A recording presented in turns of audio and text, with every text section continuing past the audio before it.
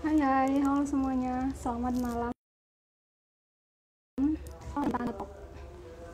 Kali ini dengan aku Revi yang akan menjadi moderator yang menemani kalian pada tanpa nama talk kali ini. Oke, buat kalian yang baru join dengan psikologi tanpa nama yaitu suatu platform yang berfokus pada kesehatan mental dan juga psikologi, dan juga memiliki banyak layanan mulai dari konseling online, konseling offline, tes psikologi, dan event-event lainnya. Nah, gimana nih kabar kalian semuanya? Bisa bantu jawab di kolom chat ya teman-teman. Semoga kalian semuanya baik-baik aja, baik secara fisik maupun secara mental. Nah, topik kali ini yaitu tentang self-awareness. How to know yourself. Bagaimana sih kita mengenal diri kita sendiri? Kali ini narasumber kita yaitu Kak Joiza Mailoa, MPSI, psikolog, seorang psikolog klinis. Nah, sebelum kita invite, buat kalian yang mau tanya-tanya langsung aja bisa tulis di kolom komen atau kirim di kolom question box yang ada di bawah ya teman-teman. Anyway, selamat menjalankan ibadah puasa buat kalian semua yang sedang menjalankan, dan juga semoga ibadah kalian akan diperlancar hingga akhir ya teman-teman, semoga berkah. Oke, langsung aja kita invite narasumber kita kali ini.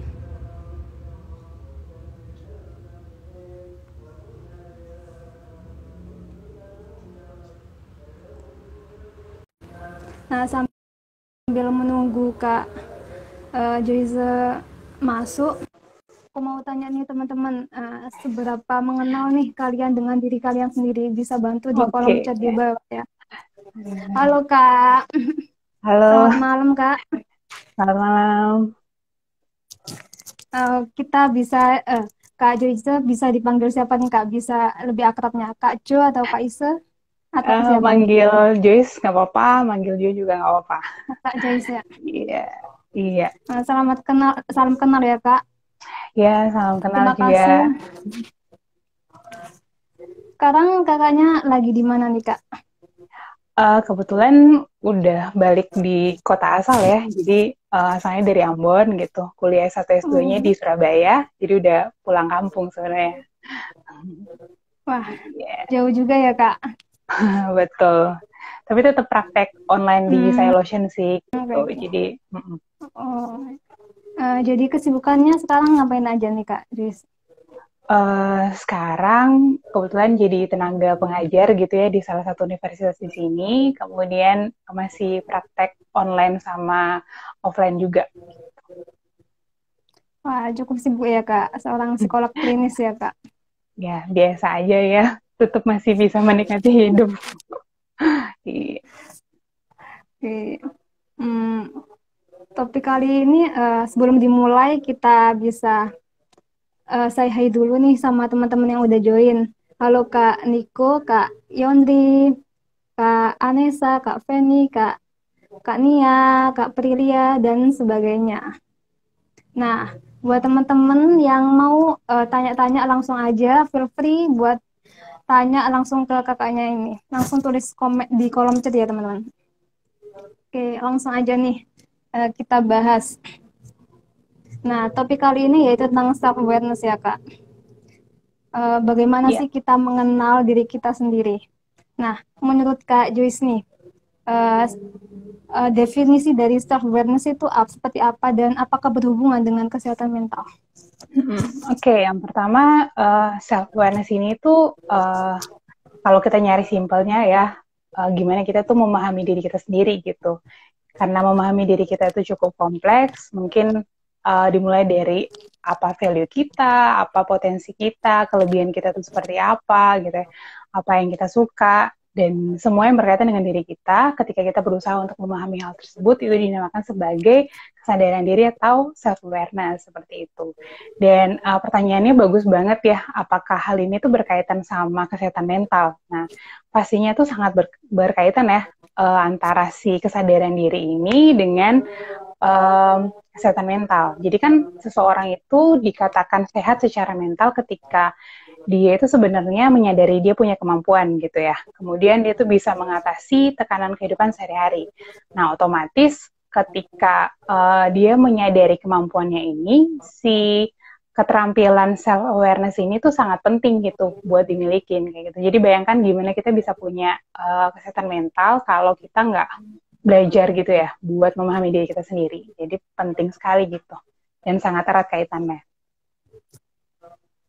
Iya, jadi self awareness ini sangat berhubungan dengan kesehatan Mm-mm, mental kita. betul, Dan betul. juga Ya. lebih simpelnya bagaimana sih secara simpelnya self awareness ini gimana kita mengenal diri kita ya Kak. Sejauh mana kita mengenal kita sebagai apa, sebagai siapa dan apa yang ingin kita lakukan gitu ya Kak. Mm-mm, betul, betul. Iya. Lalu di zaman yang serba cepat sekarang ini nih Kak, apakah self awareness ini sangat penting buat kita-kita dan apa yang harus kita lakukan nih untuk Oke. menumbuhkan self awareness itu? Hmm. Nah, sekarang kan udah zaman media sosial ya gitu ya. Apapun yang kita lihat rasanya itu bisa men-trigger gitu ya atau memicu kita bahkan mudah untuk membandingkan diri kita sendiri dengan orang lain. Jatuhnya tuh kita kayak lebih gampang buat insecure gitu. Misalnya kayak uh, lihat pencapaian orang, kemudian lihat keberhasilan orang, hubungan misalnya, atau bahkan kayak masalah orang lain aja tuh bisa dengan mudah gitu, kayak kita tuh banding-bandingin gitu. Nah, jadi si kesadaran diri ini itu menjadi sangat penting sebenarnya, bukan cuma penting ya, tapi sangat penting, karena ketika, bayangin ya, ketika kita tahu apa yang jadi value-nya kita nih, gitu. Kita tahu kelebihan kita apa, kita tahu potensi kita apa, dan mungkin kekurangan kita itu apa, kita jadi nggak mudah buat membandingkan diri kita. Gitu. Karena kita sadar gitu, oh ternyata proses yang kita lagi jalanin ini itu beda sama teman kita nih yang kita lihat di sosial media gitu. Dan ketika kita semakin kenal gitu ya sama diri sendiri dan kita semakin memahami diri sendiri, kita akan jadi lebih tahu juga sebenarnya tujuan kita tuh emang beda. Nah, tapi cuman memang nggak mudah ya kayak orang dari lahir tuh bisa langsung paham gitu. Oke, aku tuh seperti ini orangnya dan si proses mengenali diri sendiri ini tuh kayak selalu aku ibaratkan sebagai proses yang panjang gitu ya seumur hidup gitu. Kita nggak bisa berhentilah untuk mengenali diri. Kalau dalam hubungan mungkin pernikahan ya kayak saling mengenal pasangan tuh kan seumur hidup gitu. Nah, sama juga dengan proses mengenali diri sendiri. Karena itu tadi ya, kita tuh kan berubah dan beradaptasi sesuai dengan zaman kayak gitu. Jadi sometimes dengan pengalaman tertentu, kita akan bisa belajar sesuatu hal yang baru gitu. Entah dari diri kita sendiri dan juga dari orang lain. Jadi penting sekali gitu ya untuk punya si apa namanya kesadaran diri supaya kita nggak mudah buat insecure seperti itu. Wah, benar sekali nih Kak. Di zaman sekarang ini juga kita sering membandingkan diri sendiri dengan orang lain, Betul, apalagi betul. tambah insecure ya Kak. Nah, self awareness ini salah satu kayak trik gitu nih untuk mengurangi rasa insecure kita dan juga cara membandingkan kita dengan orang lain gitu bisa dengan self awareness ya teman-teman. Iya, betul. Nah, jadi secara nggak langsung self awareness ini bisa mengurangi kecemasan kita atau insecure kita terhadap orang lain ya Kak. Ya, cuman memang prosesnya nggak mudah buat beberapa orang ya. Kayak Hmm. kalau misalnya secara personal itu dia cukup bisa reflektif gitu ya, atau dia bisa mendengarkan input atau masukan dari orang lain dan nggak defensif, si apa namanya keterampilan ini tuh jadi lebih mudah gitu. Tapi ketika misalnya dia defensif orangnya gitu ya, ketika dikasih masukan cenderung kayak mengabaikan atau aduh enggak lah bukan aku itu orangnya gitu atau mungkin apa namanya ya biasa aja kali nggak usah ngasih masukan kayak gitu. Nah kita jadi sulit nih buat menilai diri kita secara objektif karena apapun yang dikatakan sama orang lain itu ya kita abaikan semua gitu. Jadi ya jadi sulit juga buat kita tuh bisa aware sama diri sendiri kalau kita tuh defensif sama kayak mengabaikan apa yang jadi inputan dari orang lain. Nah, benar sekali nih Kak. Ngomongin tentang defensif nih, gimana sih cara kita biar nggak defensif, terlalu defensif gitu? agar kita juga Hmm. bisa lebih mudah self awareness gimana nih Kak? Menyadari kenapa kita defense itu paling penting ya. Misalnya kayak eh, apa sih sebenarnya yang membuat kita tuh defense? Jadi kadang pun orang yang defense itu nggak tahu kalau dia defense gimana sih gitu ya. Jadi susah banget gitu buat kayak memunculkan kesadaran gitu. Jadi kalau misalnya kita sebagai temen nih yang sadar kalau teman kita tuh sebenarnya defensif gitu, ya kita coba ngobrol aja sih gitu. Tanyakan apa yang sebenarnya jadi alasan dia sampai responnya itu cenderung defensif gitu. Jadi kalau misalnya dia masih tetap kayak punya banyak alasan kayak gitu ya, dan nggak nerima apa yang jadi masukan dari kita, ya udah gitu, kita bisa apa, karena kan perubahan orang lain kan nggak bisa kita kontrol kayak gitu ya, nggak bisa kita paksakan gitu. Cuman menjadi pendengar yang baik dan terus menerus mengingatkan itu cukup membantu sih gitu. Jadi ketika diperhadapkan sama permasalahan tertentu mungkin ya dia mungkin akan belajar buat memberikan respon yang lebih apa ya, lebih lebih enak ya dan bisa menerima gitu. Cuman memang nggak mudah gitu. Berproses aja pelan-pelan gitu kalau sama Hmm, orang yang defensif. jadi self awareness ini secara nggak langsung proses ya Kak. Mm-mm, Proses betul. kita bertumbuh berkembang jadi secara berlanjut gitu. Lalu seberapa besar sih dampak dari self awareness ini buat kehidupan kita sehari-hari nih Kak? Mm-mm. Oke, sebenarnya kalau bilang dampak itu kita mungkin balik ke apa aja yang membentuk self awareness ya. Jadi kalau misalnya aku cari-cari kayak gitu ya ada 3 aspek nih dari self awareness gitu.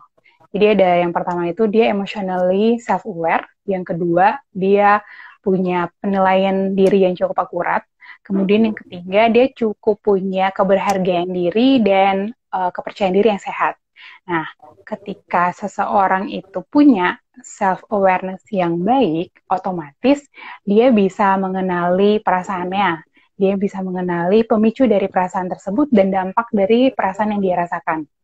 Jadi dia cukup aware secara emosional. Kemudian yang kedua adalah dia punya penilaian yang akurat tentang diri dia sendiri. Apa yang jadi kelebihannya, apa yang jadi potensi, apa yang jadi batasan-batasannya dia juga. Jadi dia tahu kelemahan dan kekurangannya dia apa, dan apa yang perlu diimprove gitu. Dan yang ketiga, dia cukup punya keberhargaan diri sama kepercayaan diri yang sehat. Karena itu tadi ya, dia cukup tahu dirinya dia seperti apa, value apa yang mungkin dianggap penting dalam hidupnya, sehingga bayangkan ketiga si 3 combo ini tuh jadi satu gitu ya, akan memunculkan kesadaran diri atau self awareness yang baik banget. Otomatis ketika dia pengen ngambil keputusan tertentu atau diperhadapkan dengan permasalahan tertentu akan cukup membantu gitu. Karena itu tadi balik lagi ketika di awal-awal tadi bahas tentang insecure gitu ya, dia tahu oh enggak, kita punya value yang berbeda nih dalam mencapai suatu proses atau tujuan tertentu. Jadi nggak apa-apa kalau misalnya dia mungkin lebih berhasil daripada aku. Jadi dealing sama stresnya itu lebih mudah ketika dia punya kesadaran diri yang cukup baik dibandingkan dengan yang nggak punya kesadaran diri yang cukup baik seperti itu. Kemudian pengambilan keputusan untuk karir misalnya ya, menjalin hubungan dengan orang tertentu dan lain-lain sebagainya macamnya. Ketika dia punya tadi cukup bisa mengenali dirinya, akan sangat-sangat membantu gitu. Jadi waktunya nggak dihabiskan atau percuma dengan orang-orang yang salah atau kayak mencoba berbagai hal yang mungkin nggak sesuai sama minatnya gitu. Jadi sangat-sangat membantu gitu, apalagi dalam proses eksplorasi ya, misalnya. Seperti itu sih, Kak. Iya. Jadi self awareness ini dibagi apa mencakup 3 ya Kak, bisa ke kematangan 3 aspek, emosi, betul. kemudian keberhargaan diri, jadi kita lebih percaya diri, kemudian penilaian kita yang akurat, jadi tidak mudah membandingkan dengan orang lain ya Kak. Betul, betul. Oke. Lalu ini ada beberapa pertanyaan yang masuk nih Kak. Boleh, boleh. Eh, ini dari Kak Karenina, bagaimana jika kita sudah punya self awareness tapi orang-orang di sekitar kita belum?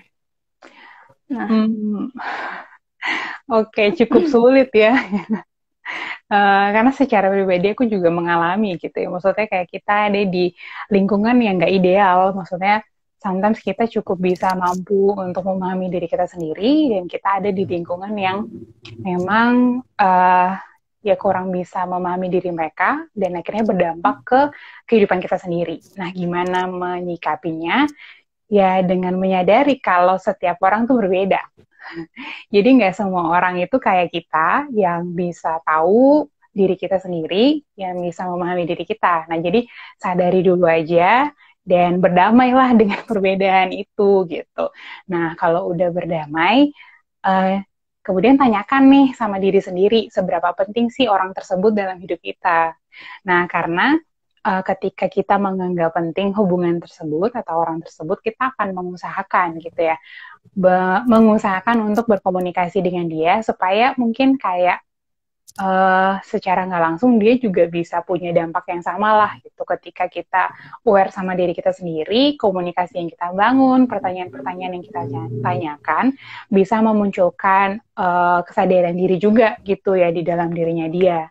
Jadi gimana menyikapinya dengan menyadari kalau setiap orang berbeda dan berusaha untuk apa ya memberikan respon yang lebih pertanyaan-pertanyaan yang reflektif ya supaya dia juga bisa mikir sebenarnya dan memicu kesadaran dirinya dia itu lebih lagi entah berkaitan sama kelebihannya, potensinya, kekurangannya, apalagi ya yang sering menjadi konflik mungkin di dalam hubungan-hubungan tersebut itu bisa ditanyakan kemudian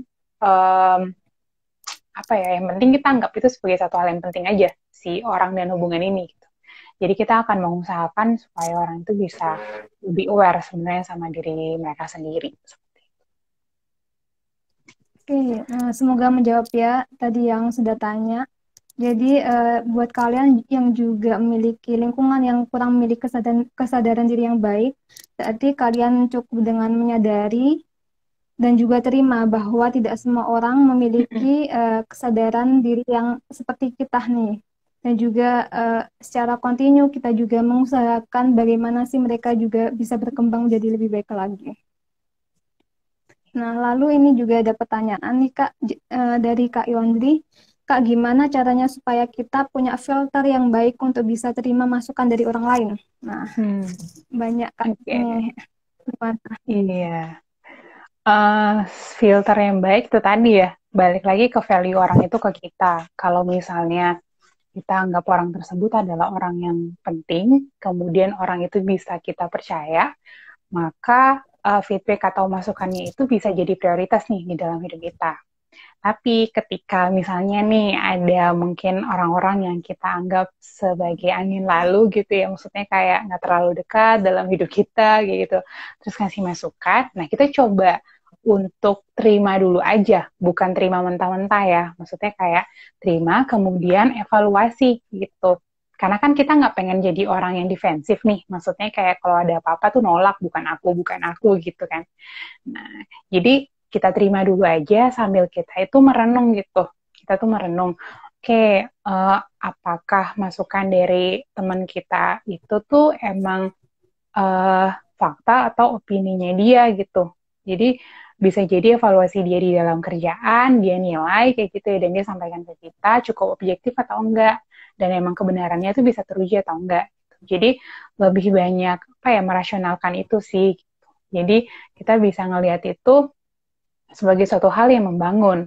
Misalnya kalau itu pun nggak benar gitu ya, masukan dari orang tersebut itu ya berarti sebenarnya masukannya itu adalah gambaran penilaian diri dia ke kita. Either dia itu mungkin ngerasa insecure karena apa namanya pengalaman entah keberhasilan kita atau apapun yang dia lihat dari diri kita kayak gitu ya atau apa kayak gitu. Jadi jangan defensif tapi terima dulu aja masukannya kemudian evaluasi kembali kalau misalnya emang benar dan perlu kita improve ya udah tapi kalau enggak ya itu tadi balik lagi kalau misalnya setiap orang tuh bisa dengan bebas ya punya penilaian sama diri kita sendiri. Oke, terima kasih. Semoga menjawab ya Kak Yondri. Jadi kita bisa memfilter, pertama menerima dulu nih masukan dari orang tersebut. Kemudian kita saring secara personal apakah memang sesuai dengan diri kita atau enggak gitu. Oke. Ini lalu juga ada pertanyaan nih Kak. Apakah self-awareness berkaitan dengan kepribadian tertentu? Misalnya orang dengan kepribadian tertentu akan lebih mudah atau lebih sulit untuk aware. Apakah Hmm, berkaitankah dengan kepribadian?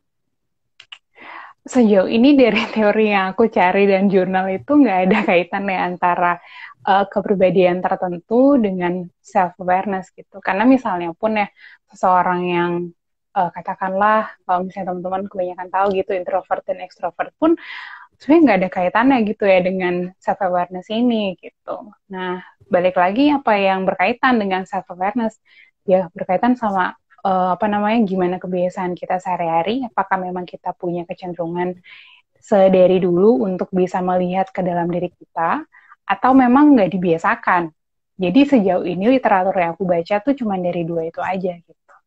Nah, gimana kita apa namanya dibiasakan atau enggak? Bayangkanlah kalau dari kecil nih kita sama orang tua itu disuruh buat ayo nulis diary gitu misalnya di zaman-zaman kecil dulu gitu atau nulis apa kayak gitu kan. Nah, kebiasaan-kebiasaan tersebut tuh cukup membantu sebenarnya untuk meningkatkan kesadaran diri. Karena kan kita disuruh nulis kejadian sehari itu dan nge-review secara nggak langsung. Nah, kalau misalnya masa dewasa, mungkin yang sering teman-teman dengar itu sebagai journaling ya, gitu. Nah, itu kan cukup membantu kebiasaan-kebiasaan tertentu. Jadi kalau misalnya teman-teman ngerasa, aduh aku nih sulit terbuka, apakah bisa aware? Gitu. Bisa. Jadi jangan terpaku pada kepribadian tertentu atau karakteristik tertentu gitu. Kita semua bisa belajar untuk aware sama diri sendiri, asalkan kita mau gitu. Mau dan emang ngerasa butuh. Kalau kita mau dan kita nggak ngerasa butuh, ya nggak akan dilakuin itu si self awareness ini. Jadi sadari dulu kalau si self awareness ini itu cukup penting gitu ya dalam kehidupan kita sehari-hari supaya bisa jadi semangat gitu buat kita semakin aware sama diri sendiri. Karena secara personal, aku pun ini setelah belajar psikologi ya Kak, gitu, mulai aware sebenarnya sama diri sendiri. Oh ternyata aku itu punya luka ya di area ini misalnya. Oh ternyata aku tuh tertrigger gitu ya atau terpicu dengan permasalahan-permasalahan tertentu gitu dan berusaha buat dealing gitu atau berdamai dengan hal-hal tersebut. Dan kalau misalnya ditanya apakah setelah menjadi psikolog bisa lebih pro, ya enggak juga. Maksudnya kayak proses ini tuh terus berjalan gitu. Jadi kalau misalnya aku pun mungkin berproses dari awal belajar psikologi, kalau teman-teman tertarik dan pengen gitu ya untuk lebih aware sama diri sendiri, mungkin bisa memulai dengan ini ya, kayak mengenali diri lewat hal-hal yang sederhana. Mulai dari kelebihannya teman-teman tuh apa, hobi yang teman-teman lakuin itu sukanya apa, kekurangannya apa, terus suka dan gak suka terhadap hal apa. Itu mungkin hal yang sederhana. Sampai hal yang cukup kompleks. Misalnya, aku tuh hidup buat apa sih? Tujuan hidupku tuh apa gitu misalnya. Kemudian um, nilai yang aku penting tuh apa? Aku anggap penting itu apa? Jadi karena hal itu tuh banyak banget gitu ya buat direnungkan, praktisnya adalah coba deh luangkan waktu sama diri sendiri kurang lebih 5 sampai 10 menitan sesuai sama kenyamanan teman-teman gitu. Nah, terus renungin lah malam hari ini gitu ya. Misalnya kalau di malam hari, seharian ini aku ngalami apa aja sih? Apa yang bikin aku senang? Apa yang bikin aku sedih? Apa yang bikin aku kesel? Gitu. Jadi bisa aware nih, karena tadi kan ada aware sama emosinya. Jadi bisa apa namanya belajar buat aware sama diri sendiri, aware sama emosi, sama bakal berdampak ke kebahagiaan diri kita atau kepercayaan diri kita. Jadi rasanya itu hal-hal yang bisa kita lakukan secara sederhana untuk meningkatkan kesadaran diri. Dan yang kedua, selain luangin waktu sama diri sendiri, mungkin pertanyaan dari Kak Yondri itu tadi cukup membantu gitu. Yang kedua adalah meminta feedback atau umpan balik dari orang lain gitu ya. Jadi dengan adanya feedback atau masukan dari orang lain bisa menambah evaluasi tentang diri kita semakin objektif seperti itu. Baik, jadi untuk kita yang mau memulai meningkatkan self awareness bisa dengan banyak-banyak merenung ya Kak, merenung apa sih kelebihan kita, kekurangan kita, kemudian Betul. apa yang kita sukai, apa yang nggak kita sukai, hingga apa sih tujuan hidup kita. Lalu bisa juga melalui meminta feedback pada orang lain ya Kak, Iya, betul. di ke self evaluasi dan juga self reflective untuk meningkatkan awareness. Ya. Lalu ini ada pertanyaan nih Kak. Boleh dijelaskan nggak Kak secara spesifik bagaimana cara seseorang dapat membangun suatu value yang kuat? Oke. Gimana caranya untuk kita itu bisa bangun value yang kuat? Mungkin sederhananya, nilai itu sesuatu yang kita anggap penting. Ya, nilai itu sesuatu yang kita anggap penting. Nah, apa yang kita anggap penting ini kan bisa berbeda satu dengan yang lainnya. Tuh. Dan nilai ini tuh banyak banget ya. Misalnya kayak mau belajar, mau berkembang, mau mencoba hal baru, kemudian asertif gitu ya, belajar berani berkata tidak. Kemudian ada value religiusitas misalnya, menganggap apa namanya keberadaan Tuhan sebagai hal yang penting di dalam hidupnya. Apalagi, jadi value ini hal yang umum, tapi bisa kita prioritaskan tiga yang paling pengen kita anggap penting dalam beberapa aspek kehidupan kita. Jadi yang pertama, tentukan hal yang kita anggap penting, apapun ya, gitu. Kalau misalnya ada yang penasaran value-nya apa, nanti coba di aku post di story aja ya.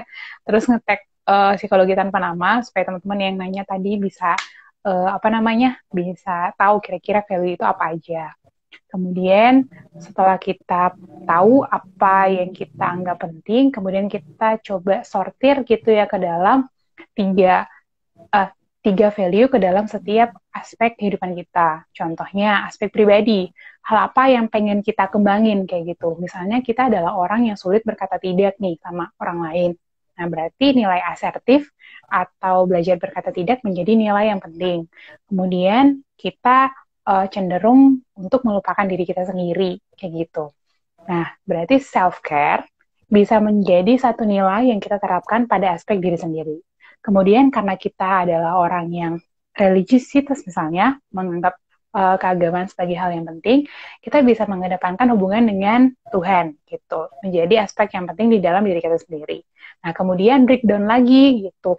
Apa yang apa tindakan spesifik yang bisa kita lakukan untuk mendukung value tersebut gitu. Kalau misalnya belajar berkata tidak nih, tindakan spesifiknya tuh apa? Oke, aku berarti harus jadi di psikologi namanya I statement gitu ya. Pesan saya, ketika kita belajar asertif, kita lebih mudah untuk menyatakan pesan menggunakan saya. Jadi secara sederhana tuh kayak gini teman-teman. Misalnya nih, nggak bisa nih kita pengen nolak kayak ajakan temen buat gimana ya jalan-jalan misalnya karena kita lagi capek nih. Oke, sorry banget ya, aku ngerasa senang karena ajakan dari kalian. Tapi aku nggak bisa buat join malam ini nih, soalnya lagi terkendala gitu. Nah, jadi I statement-nya itu saya merasa senang ketika diajak, tapi berhalangan karena apa? Jadi coba untuk rumuskan melalui tindakan-tindakan sederhana. Gitu. Kemudian apalagi ya tadi self care nih misalnya hal yang pengen value yang pengen kita tingkatin gitu dalam aspek diri sendiri. Coba identifikasi hal-hal menyenangkan apa yang pengen kita lakukan untuk membuat diri kita itu lebih merasa apa ya nyaman kayak gitu. Entah dengan nonton misalnya kita tuh suka apa sih ya udah luangin waktu misalnya buat ngelakuin aktivitas tersebut gitu. Jadi gimana caranya untuk menerapkan nilai atau value yang kita anggap penting ya dari situ gitu. Jadi bisa di breakdown lagi kalau udah di aspek diri sendiri di hubungan. Selain di hubungan di pekerjaan apalagi. Jadi setiap aspek hidupnya teman-teman bisa di breakdown secara spesifik value-nya masing-masing. Jangan lupa juga untuk menyertakan tindakan yang spesifik gitu. Karena kalau misalnya abstrak kita jatuhnya nggak apa namanya cenderung nggak ngelakuin gitu ya apa yang udah kita rencanakan. Jadi coba di breakdown dan dibikin lebih spesifik supaya teman-teman tahu gambarannya tuh seperti apa. Itu sih kayaknya yang bisa dijawab. Kalau mungkin bingung bisa DM aja nggak apa-apa. Ya, mantap. Tadi terima kasih buat Kak Joyce udah mau ngetek psikologi tanpa nama tentang Hmm. value itu. Nah, buat teman-teman yang tadi nanya gimana sih cara untuk menguatkan value atau menentukan value itu, pertama tentukan nih seberapa penting value kamu itu. Kemudian kita filter nih dalam beberapa aspek, apa aspek komunikasi, religi dan sebagainya. Kemudian kita breakdown satu-satu. Itu ya teman-teman. Lalu pembahasan kita kali ini yaitu tentang dampak nih. Gimana sih dampak ketika kita tidak memiliki self awareness yang baik? Mm-mm. Ya, kalau misalnya kita nggak punya kesadaran diri, kebalikan dari kita punya ya, berarti kita akan kesulitan dalam mengelola perasaan kita gitu. Kita jadi bingung, ini aku nih sedih karena apa, marah karena apa, karena nggak aware sebenarnya sama diri sendiri, sama perasaan, pemicu, dan dampaknya kayak gitu. Kemudian kita jadi sulit buat ngambil keputusan berkaitan dengan hal-hal yang mungkin kayak ya planning kita ke depan tuh pengen apa, atau kayak aku tuh kelebihannya di sini, apa sih yang bisa aku lakukan gitu kalau misalnya aku tuh lebih di sini atau kurang di sini gitu. Jadi mungkin berkaitan sama minat bakat atau kayak penjurusan buat menentukan pendidikan atau fakultas perkuliahan tertentu menjadi sangat sulit kalau misalnya kita nggak cukup punya kesadaran diri berkaitan dengan minat, kelebihan, potensi, dan segala macamnya. Dan kalau misalnya kita nggak aware sama diri sendiri, bisa jadi kita itu tadi nggak punya kepercayaan diri gitu.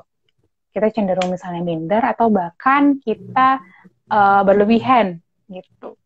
Jadi itu sih Kak, kira-kira kalau misalnya kita tuh nggak cukup punya si self awareness itu dalam diri.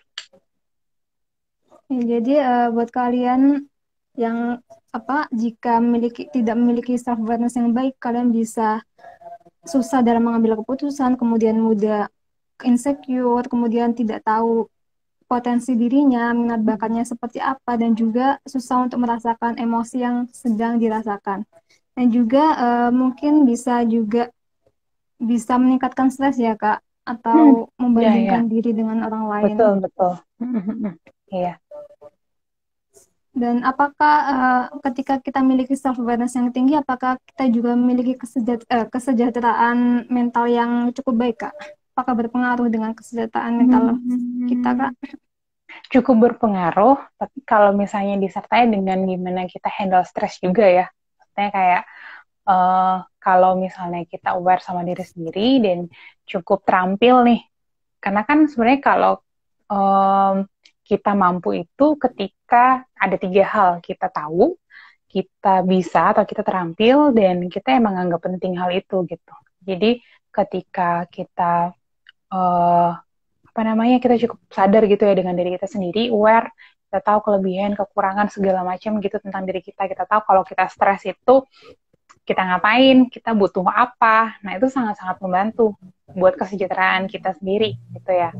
Nah, jadi memang keterkaitan sama self awareness dan gimana handling stres ini memang sangat-sangat apa namanya berkaitan gitu. Tapi itu tadi ya harus terampil juga buat ngelola stres, kayak tahu kalau misalnya lagi stres yang memang ada di dalam kendali, berarti butuh usaha kayak gitu ya. Kalau misalnya anak psikologi biasanya bilangnya problem fokus coping gitu ya. Kalau misalnya memang butuh buat ngelakuin sesuatu ya diusahakan. Tapi ketika si struggle yang kita alami atau permasalahan yang kita alami itu nggak ada di dalam kendali kita, berarti yang bisa kita lakukan adalah ya berusaha meregulasi emosi gitu. Entah dengan menenangkan diri misalnya atau dengan apa ya ya menguatkan diri, menerima perasaan yang ada karena memang itu nggak ada di dalam kendali atau kontrol kita seperti itu. Jadi sambil aware sama diri sendiri, Hmm. sambil apa namanya belajar buat mengenali respon-respon kita terhadap stres. Jadi self awareness ini sangat berpengaruh pada kesejahteraan mental kita ya teman-teman. Ya, lalu ini ada pertanyaan nih Kak. Oh, yang tadi lanjutan dari Kak Daniel yang tanya tentang value tadi, ini ada lanjutannya nih Kak. Apa yang bisa menyebabkan value seseorang dilemahkan? berarti ini sebenarnya nggak cukup kuat ya, nggak cukup kuat value-nya gitu. Maksudnya, sometimes kalau misalnya kita merasa itu penting, kita akan berusaha untuk mengingat-ingat sebenarnya dan menguatkan si value itu. Tapi secara manusiawi gitu ya, kita ngalami struggle tiap hari. Kadang apapun yang kita anggap penting itu bisa berlalu karena itu tadi ya kesulitan dalam mengelola tekanan atau struggle sehari-hari gitu. Jadi kalau misalnya kita sulit banget nih buat mengelola si struggle dan stres sehari-hari itu, ya bakal buyar juga si value itu tadi yang kita anggap penting gitu. Jadi coba deh identifikasi gitu ya stresornya apa yang membuat kita tuh lebih mudah untuk value yang kita anggap penting itu terabaikan gitu. Karena bisa jadi ketika apa ya kalau misalnya stres itu kan bisa berkaitan sama emosi gitu dan kita tuh cenderung mencari pengalihan atau tindakan-tindakan yang menyenangkan untuk mengabaikan setiap hal yang kita rasa nggak nyaman dan kadang si value itu tuh berada pada fungsi otak yang berpikir secara rasional gitu. Bayangkan ketika kita stres lagi dominan nih perasaannya kayak gitu otomatis fungsi otak kita yang berpikir logis itu akan berkurang. Ya bisa jadi value-value yang kita anggap penting itu juga kayak dalam waktu tertentu itu kita abaikan gitu. Karena masih dominan sama perasaan yang gak nyaman, kita cari distraksi kayak gitu loh. Ini mungkin per case ya Kak, kayak gitu. Jadi ya itu tadi kesulitan buat mengelola stres dan struggle sehari-hari itu bisa jadi bisa membuat kita itu mudah mengabaikan value yang kita anggap penting gitu. Jadi perlu balance antara aware sama diri sendiri dan juga handling stres tiap hari supaya apa yang kita anggap penting nggak kita lupain kayak gitu atau nggak terabaikan seperti itu. Jadi bisa dengan memperkuat value kita terlebih dahulu ya, Kak. Dan handle stres itu tadi. Lalu ketika mungkin cukup banyak kasus juga nih Kak, ketika kita memiliki prinsip atau value tertentu, tapi ada tekanan seperti di dunia kerja atau dunia apapun itu, sehingga kita value kita itu secara nggak langsung apa ya hilang gitu Kak. Nah, mungkin yang dimaksud Kak tadi kayak gitu sih. Oh, oke. Berarti balik lagi, kalau misalnya beneran kita anggap penting, nggak dengan mudah sih kita bakal ngelepasin itu gitu. Jadi kita perlu balik lagi sebenarnya kalau misalnya si aspeknya kesadaran diri itu kan tadi self confidence ya, kepercayaan diri dan keberhargaan diri kita gitu. Nah, kita perlu menyadari sebenarnya kalau oke, aku tuh punya value tertentu dan aku itu berharga meskipun mungkin kayak lingkungan sekitarku itu tuh punya perbedaan value denganku. Dan kesadaran bahwa setiap orang berbeda dan value setiap orang berbeda itu akan cukup membantu dan gak bikin kita itu dengan mudah melepaskan apa yang kita anggap penting tadi. Karena kesadaran bahwa tiap orang beda ya nggak apa-apa kalau kita beda kayak gitu ya. Kita nggak harus sama-sama buat bisa punya hubungan kerja misalnya gitu sama value maksudnya ya. Jadi walaupun memang gak mudah sekali kayak gitu ketika diterapkan, ya berdamailah dengan setiap perbedaan-perbedaan yang ada dan kuatin diri kita aja sendiri sih dan kuatkan value kita kalau beneran kita anggap penting gitu. Jadi itu akan sangat-sangat membantu. Jadi kalau misalnya teman-teman tahu value-nya apa dan sangat mengedepankan value tersebut, pasti nggak mudah goyah juga ketika dihadapin sama tantangan atau struggle tertentu. Jadi secara nggak langsung value tadi berkaitan dengan self-awareness. Jika kita kuat dan memiliki self-awareness yang baik, maka kita juga lebih mudah percaya diri dan juga menentukan value-value kita. Ini juga ada lanjutan nih Kak dari pertanyaan yang tadi juga. Berarti bisa dikatakan bahwa tekanan hidup yang berat bisa melemahkan value seseorang. Betul. Tergantung kapasitas dari orang tersebut. Betul, tapi tergantung kapasitas dari orang tersebut. Karena kayak misalnya kapasitas orang dalam handle sesuatu itu kan beda-beda. Ibaratnya ada yang kuat nanggungnya tuh ya 1 gelas berapa liter gitu ya, 600 misalnya. Ada tuh yang besar banget gitu. Jadi kalau semakin besar daya atau kapasitas dia dalam menghandle sesuatu, otomatis dia juga bisa mengelola sebenarnya kehidupannya dan apa yang dianggap penting. Tapi ketika daya atau kapasitasnya mungkin kurang atau dia memang butuh support dari orang lain, berarti itu juga mempengaruhi dia dan apa yang dia anggap penting, termasuk value itu tadi. Jadi benar-benar berpengaruh.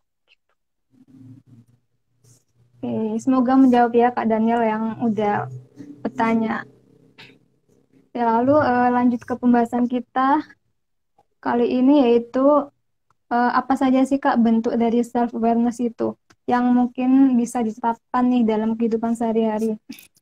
Oke, kalau misalnya bentuk yang tiga tadi ya Kak ya, bisa kita apa namanya kenali itu emotionally self-aware, kemudian penilaian diri yang akurat, sama self-confidence. Nah, untuk bisa diterapin dalam kehidupan kita sehari-hari dengan dua hal yang tadi itu, kayak luangin waktu sama diri sendiri, minimal ya 5-10 menit gitu buat nge-review hari ini. Kalau misalnya buat beberapa teman yang ngerasa kayak nggak pede, kayak gitu ya sama diri sendiri, coba deh identifikasi apa sih progres yang teman-teman lakukan hari ini. Kalau misalnya bingung progresnya apa, ya udahlah, apa hal baik yang teman-teman lakukan hari ini, kayak gitu. Jadi dari mengidentifikasi hal-hal sederhana itu bisa nambah pengetahuan terkait sama kelebihan dan potensi yang dimiliki sama diri sendiri, dan bisa ngelihat sebenarnya aku itu bisa kok sebenarnya kayak gitu. Dan untuk ningkatin kepercayaan diri itu kan butuh waktu ya. Orang kan nggak bawaan lahir tuh langsung pede gitu. Jadi bisa diterapin tiap harinya kayak gitu. Nah, karena kira-kira ini setiap klien yang kayak konseling kayak gitu ya Kak, setahu kayak dengan keluhan yang sama, kadang insecure, nggak pede, kayak gitu sama diri sendiri gimana gitu. Nah, hal sederhana itu tadi yang bisa kita terapin kayak gitu dengan melihat ke dalam diri kita dan tanyakan setiap progres yang kita udah lakuin.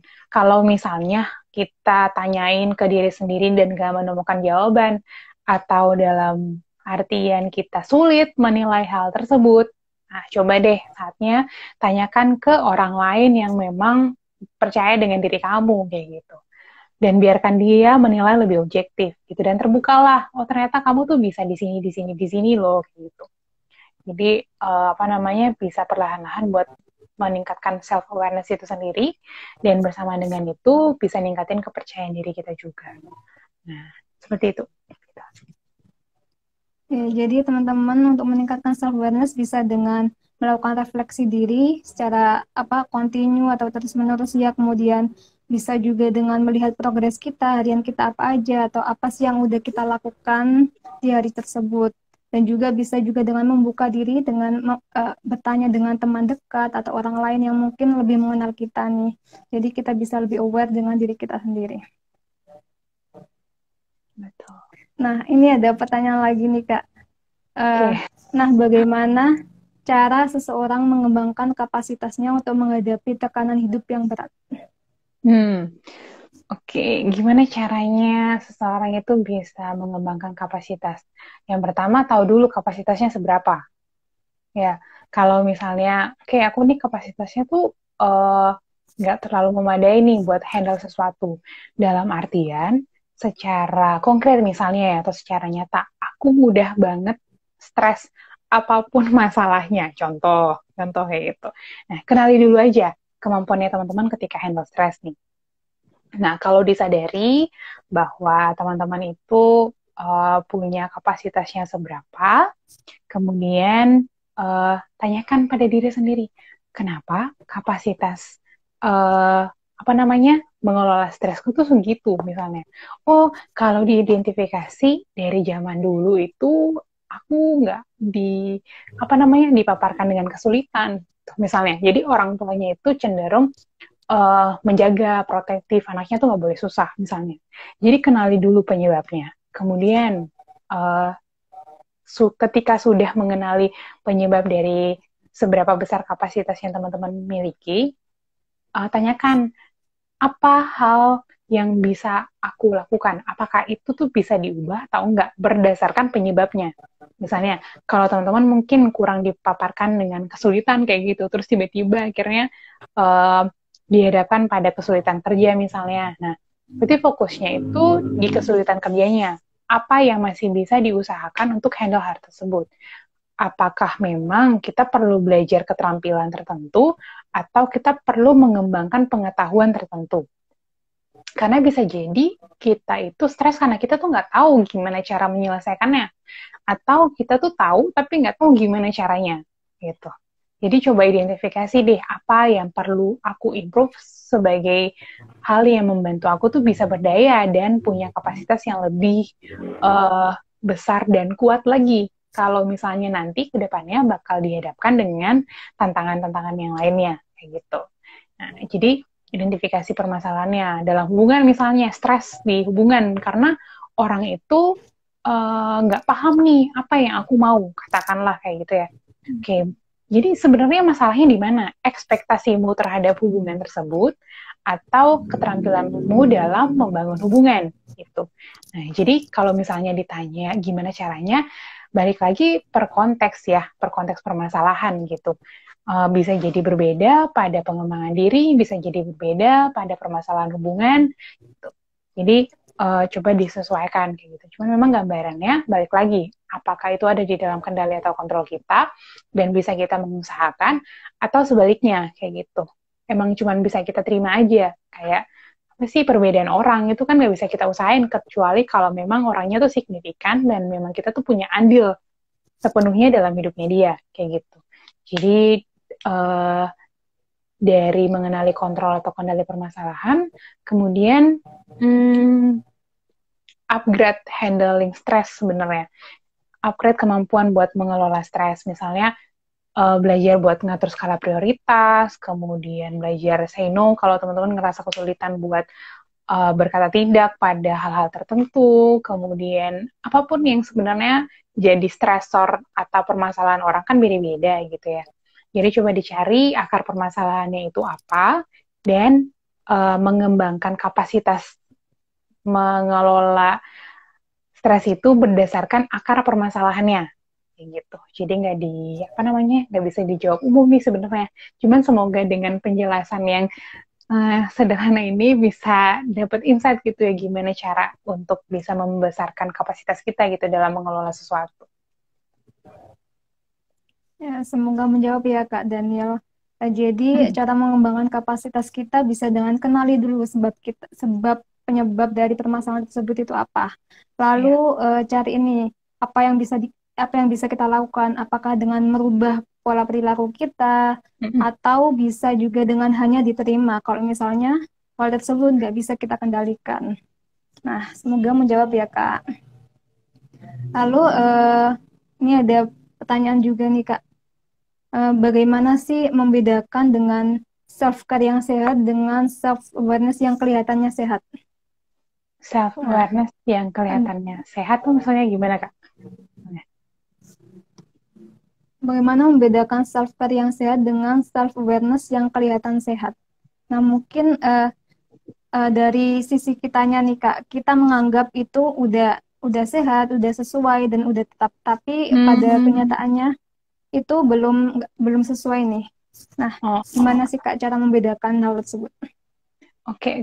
Berarti sebenarnya kalau kita ngomong self-care dan self-love ini kan topik yang bertebaran di mana-mana ya, Kak. Rasanya semua platform kesehatan mental tuh pernah ngebahas topik ini gitu. Cuman mungkin yang bisa jadi responku adalah ketika kita itu egois gitu ya, menganggap diri kita paling benar tentang diri kita dan gak terbuka sama feedback dari orang lain gitu ya. Nah itu kan jadi dua indikator yang paling bisa dinilai ketika kita tuh nganggap self awareness yang kita lakuin ini tuh emang udah sesuai kayak gitu. Padahal kenyataan enggak kayak gitu.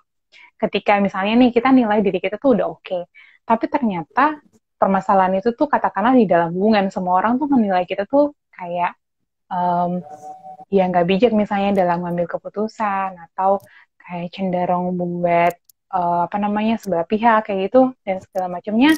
Nah dengan dengan melihat perbedaan itu, ya ya apa yang bisa jadi apa namanya pembenaran gitu dalam diri kita kan. Jadi jatuhnya kan kita nggak nilai diri kita secara objektif sebenarnya.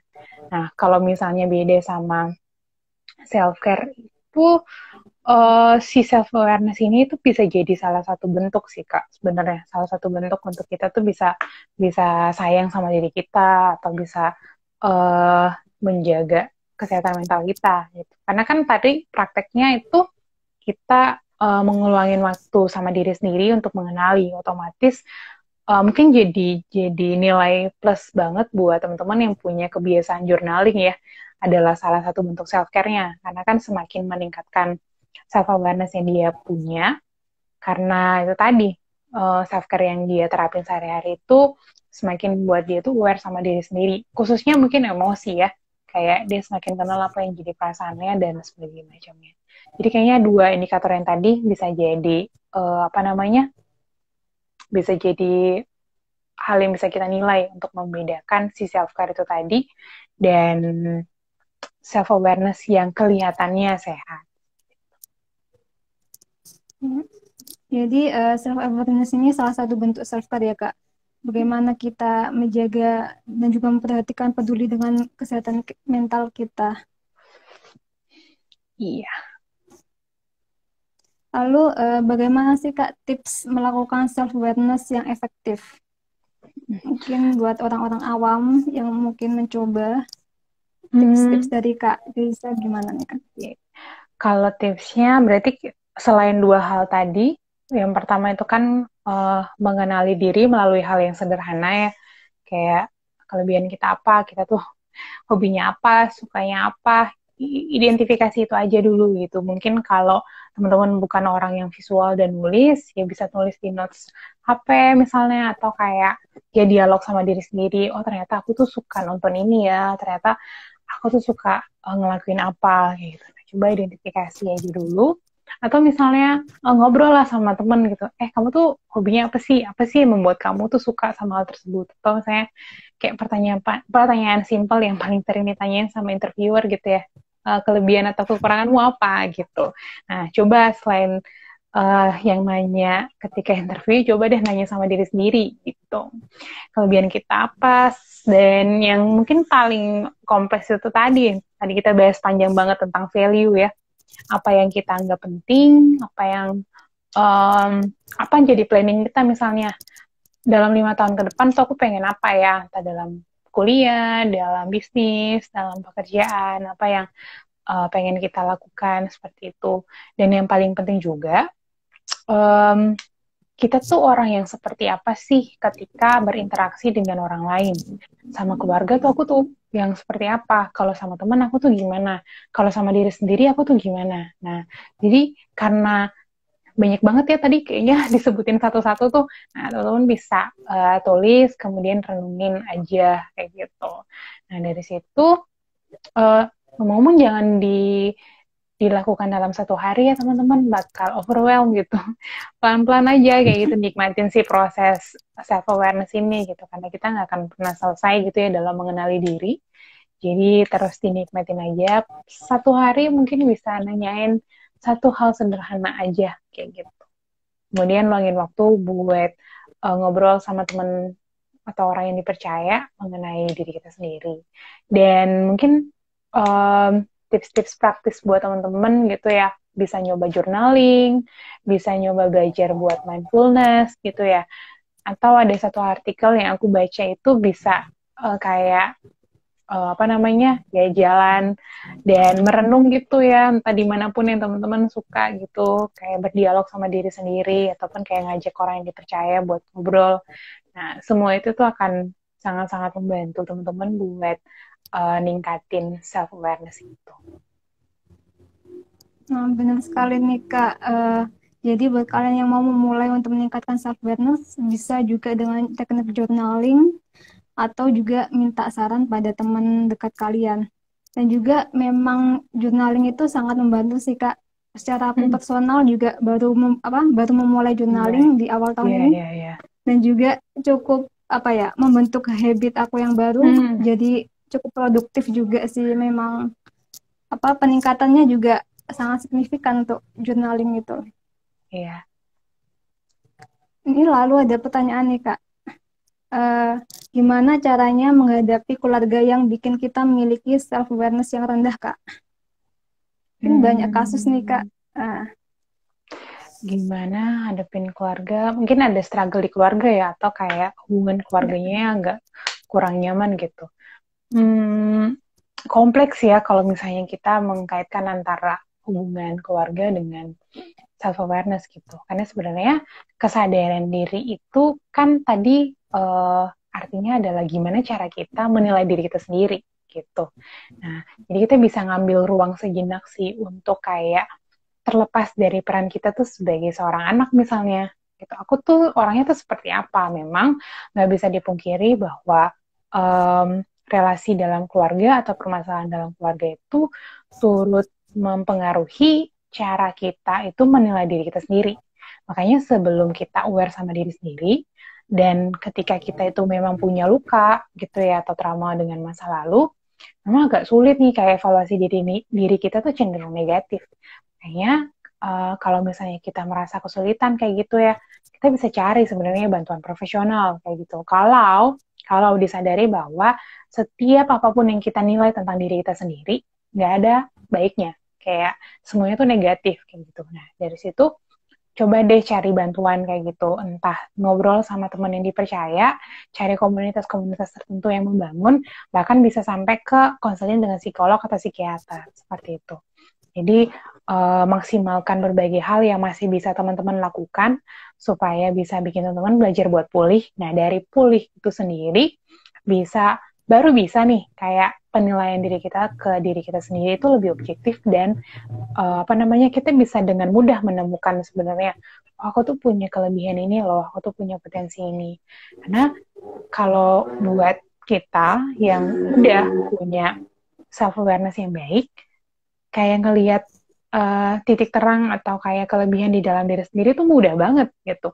Tapi buat teman-teman yang misalnya katakanlah kayak profesionis atau kayak punya background memang sering banget buat uh, direndahkan kayak gitu ya atau diabaikan, ngelihat hal baik dalam diri aja tuh kayak nyari apa sih kayak gitu nggak bisa banget buat ditemukan kayak gitu.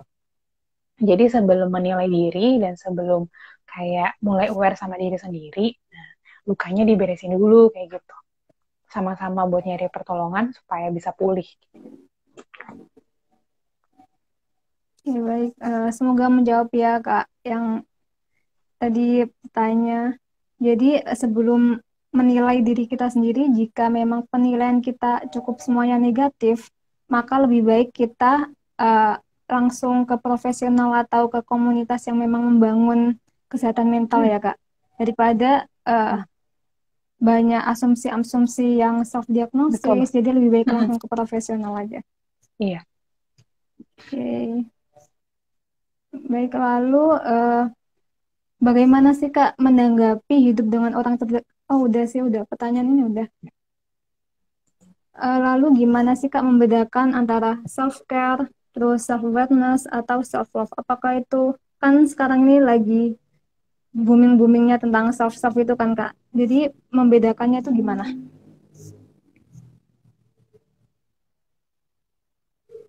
Halo? Oke, sorry Kak, tadi aku putus-putus. Oh, boleh. Oke, lalu aku lanjutkan ya Kak. Iya, iya. Terus. Gimana sih Kak membedakan antara self-awareness, kemudian self-care, kemudian self-love? Itu perbedaannya itu apa? Kan sekarang lagi banyak tuh yang self-self yang bertebaran di media sosial. Iya, iya, iya. Oke, oke. Sebenarnya kalau misalnya self-care sama self-love itu, self-care adalah salah satu bentuk self-love aspeknya gitu. Ketika kita sayang sama diri kita sendiri, maka kita perlu belajar buat ya itu tadi punya self care self care tertentu gitu. Nah, dan di dalamnya si self love itu juga kita tuh bisa belajar buat aware gitu. Jadi sebenarnya kalau kita aware sama diri sendiri itu adalah salah satu bentuk kita sayang gitu dengan diri kita sendiri. Jadi mereka berdua ini antara self awareness dan self care itu merupakan bagian dari self love gitu. Walaupun memang secara Hmm. apa ya namanya, kalau kita ngomong basic teorinya, si self awareness itu juga bisa berdiri sendiri. Nah, karena memang dia berkaitan sama banyak hal, ya itu tadi bisa masuk di kecerdasan emosi juga, kayak gitu ya, salah satu aspek dari kecerdasan emosi, kemudian bisa masuk di self love juga. Gitu. Jadi memang si self awareness ini saking pentingnya dan saking bermanfaatnya gitu ya dalam kehidupan kita sehari-hari, sampai apa namanya, bisa masuk dan berpengaruh di segala macam jenis teori kayak gitu yang banyak ada di apa namanya sosial media seperti itu. Ya, jadi saling berhubungan ya antara self care, self love dan juga self awareness. Dan Betul. juga self awareness dan juga self care itu salah satu bentuk self love Mm-mm. kita. Iya. Nah, buat teman-teman yang mau masih ada pertanyaan, langsung aja tulis di kolom chat. Mumpung lagi ada ahlinya nih. Iyalah, Gimana sama-sama teman-teman? belajar nih. Oke, lalu apakah ketika kita sudah memiliki self awareness yang baik, apakah kita mudah menerima orang lain dan juga memahami orang lain, Kak? Apakah itu berdampak pada penerimaan diri dengan orang lain, Kak? Wah, pertanyaan yang bagus sekali. Ya, benar banget, Kak. Kalau misalnya kita punya self awareness yang baik, kita tuh bisa lebih memahami orang lain, bukan karena eh, kita wajib, enggak. Karena itu tadi ya, karena kita tahu kalau misalnya setiap orang itu beda. Gitu. Proses setiap orang itu beda, kita ini beda sama orang lain. Jadi ketika maksudnya ketika kita punya empati, ketika kita paham sama diri kita sendiri, akan mempermudah ketika kita tuh bangun hubungan sama orang. Kayak apa sih, karena ketajamannya kita dengan diri kita sendiri itu, kita bisa lebih kayak, oh ternyata dia itu cukup paham ya sama dirinya dia sendiri. Buktinya dari gimana cara dia ngobrol tentang dirinya dia itu bisa jelas terlihat kayak gitu. Kayak, oh dia cukup aware sama apa yang dia mau, dia cukup tahu apa yang jadi planningnya, ketika nanya itu nggak bingung kayak gitu ya. Jadi di sisi lain kita bisa menilai seberapa jauh orang itu cukup aware sama diri sendiri, dan di sisi lainnya juga kita bisa belajar untuk memahami diri mereka, karena kita juga cukup mampu nih untuk memahami diri sendiri. Jadi teman-teman, kalau kalian memiliki self awareness yang baik, maka kalian juga mudah menerima orang lain, menerima masukan, dan juga lebih mudah berkembang menjadi lebih baik. Nah, wah udah hampir 1 jam nih Kak. Teman-teman semuanya masih semangat teman-teman? Yeah. Nah, karena emang waktunya terbatas nih Kak, sebelum ditutup, apakah ada closing statement atau saran buat teman-teman semuanya nih Kak? Mungkin sebagai penutup gitu ya, kita bisa belajar buat aware sama diri sendiri dengan mulai untuk apa namanya, mengidentifikasi hal-hal sederhana yang kita suka, kemudian sampai ke dalam value yang kita anggap penting atau hal yang kompleks, kemudian apa namanya, belajar buat terbuka sama evaluasi diri orang akan sangat-sangat membantu. Dan setiap kita tanpa terkecuali bisa belajar kayak gitu untuk mulai aware sama diri sendiri, karena itu tadi punya banyak banget manfaat buat diri kita, bukan cuma secara apa namanya fisik kayak gitu ya, tapi secara psikologis atau kesehatan mental kita. Jadi semangat buat berproses dan mengenali diri sendiri, karena dengan begitu kita jadi tahu apa yang kita pengen dan apa yang perlu kita improve seperti itu. Thank you buat teman-teman semua yang sudah mendengarkan. Thank you juga buat tim Psikologi Tanpa Nama kayak gitu ya, udah ngajak buat kolaborasi live Instagram malam hari ini. Wah, sama-sama Kak. Closing statement yang sangat bagus nih. Ketika kita mudah menerima dan juga membuka diri, maka kita juga lebih mudah meningkatkan self awareness kita. Nah, ternyata ada pertanyaan nih Kak. Oh, masih Nah, ada. sebelum Oke, ditutup oke. mungkin Boleh. menjawab ini, mungkin pertanyaan terakhir. Apakah self awareness seseorang mampu mempercepat seseorang untuk bangkit dari kegagalan? Hmm. Iya, iya, iya. Em, iya, tapi juga tergantung. Gimana ya jawabnya? Tergantung. Kalau misalnya kakaknya yang nanya, udah sempat ikut live, pembahasan kita tentang kapasitas buat handle stres, mungkin ada gambaran kayak gitu ya. Karena ketika kita tahu misalnya apa yang kita anggap penting, dan salah satu value yang kita miliki adalah uh, terus belajar. Dan kalau aku sendiri personal punya value untuk ngasih ruang sama kegagalan dan kesalahan. Jadi ketika ngalami struggle, gagal, ataupun kayak melakukan kesalahan, aku ngasih ruang kayak gitu loh, karena aku punya value tersebut. Gitu. Aku nganggap hal tersebut sebagai value yang aku anggap penting, sehingga ketika aku ngelakuin hal tersebut dan aku ada di dalam masa-masa yang mungkin gak mudah, ya aku akan balik lagi untuk bangkit, karena aku tahu aku ngasih ruang buat kesalahan itu tuh terjadi dan aku ngalamin pertumbuhan dari hal tersebut. Jadi apakah dengan self awareness itu bisa membantu kita buat bangkit? Iya. Kalau kita punya salah satu value untuk bikin kita tuh bisa bertahan dan dealing sama kegagalan ataupun kesalahan yang kita bikin sendiri. Jadi jawabannya 50-50 nih. Tergantung. Oke, semoga menjawab ya Kak. Eh, nah, dari psikologi tanpa nama juga mengucapkan terima kasih banyak nih buat Kak Joyce sudah meluangkan waktunya pada malam hari ini, dan juga teman-teman yang masih bertahan, masih join sampai 1 jam selama ini ya. Terima kasih buat teman-teman. Dan juga dari psikologi tanpa nama juga meminta maaf kalau mungkin ada kesalahan dan juga teknis-teknis yang kurang berkenan. Nah, dan juga pembahasan kali ini sangat bermanfaat sih Kak, dan juga bermanfaat juga bagi teman-teman semuanya dan sangat insightful pada malam ini. Buat Kak Joyce juga semoga lancar terus, sukses terus, dan juga sehat selalu. Ya, terima kasih. Nah, terima kasih buat teman-teman semuanya. Sebelum ditutup, siapapun nama kalian, psikologi tanpa nama akan selalu peduli pada kesehatan mental kalian. Karena kenapa? Karena kalian sangat berharga.